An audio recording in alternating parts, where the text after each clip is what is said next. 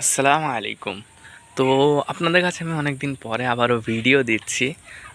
এর আগে দেখিয়েছিলাম আমার আড়াইয়ার মুরগির বাচ্চাগুলো।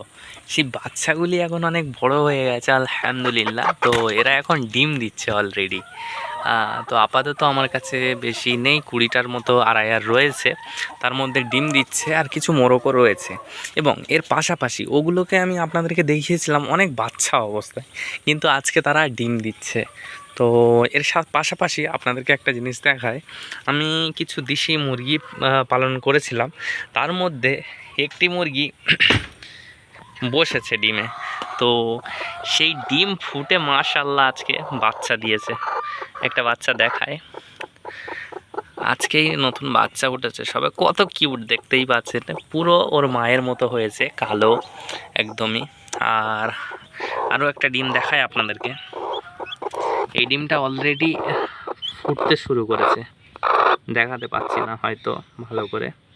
তো দেখতে পাচ্ছেন এখানে একটা ক্র্যাক রয়েছে, এটা হয়তো আজকের মধ্যেই ফুটে যাবে, দেখা যাক কি হয়। তো আপডেটটা দিয়ে দেবো আপনাদের কাছে।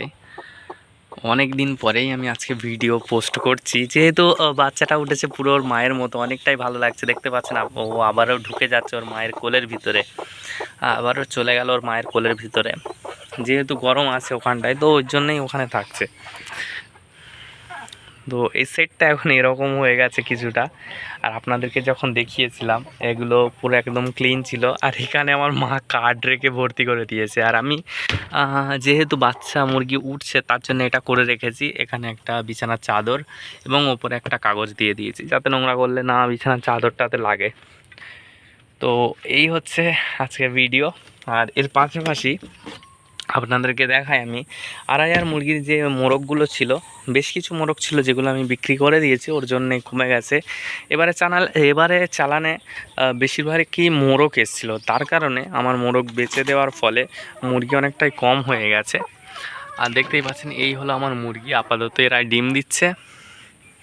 এবং আপনারা যদি এই ডিম আড়াইয়ারের প্রপার ডিম নিতে চান তাহলে আমার সাথে যোগাযোগ করবেন।